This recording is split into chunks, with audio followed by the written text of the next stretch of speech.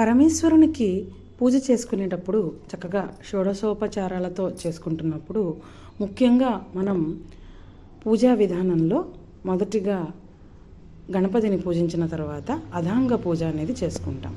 అంటే స్వామివారి యొక్క ప్రతి అంగానికి కూడా మనం నమస్కరిస్తూ పుష్పాంజలిని చేస్తూ ఉంటాం. దానికి కావలసిన ఈ మంత్రాలను చక్కగా చదువుకుంటూ అధాంగ పూజ చేయాలి.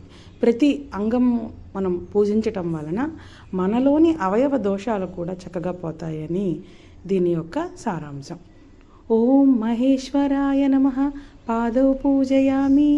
ఓం ఈశ్వరాయ నమః జంఘే పూజయామి. ఓం కామరూపాయ నమః జానుని పూజయామి. ఓం హరాయ నమః ఊరుం పూజయామి. ఓం త్రిపురాంతకాయ నమః గుహ్యం పూజయామి. ఓం భవాయ నమః కటిం పూజయామి. ఓం గంగాధరాయ నమః నాభిం పూజయామి. ఓం మహాదేవాయ నమః ఉదరం పూజయామి. ఓం పశుపతయే నమః హృదయం పూజయామి. ఓం పినాకినే నమః హస్తాన్ పూజయామి.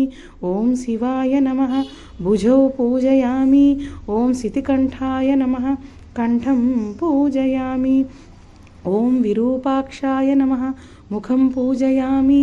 ఓం త్రినేత్రాయ నమః నేత్రాని పూజయామి.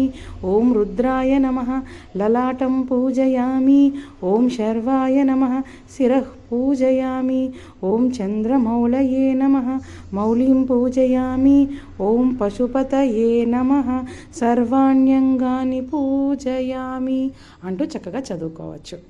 ఈ విధంగా మనం చేసుకోవడం వలన మనకు స్వామివారి యొక్క అధాంగ పూజ పిమ్మట మనలోని అవయవ దోషాలను కూడా మనం పోగొట్టుకున్న వాళ్ళం అవుతాం. ధన్యవాదాలు.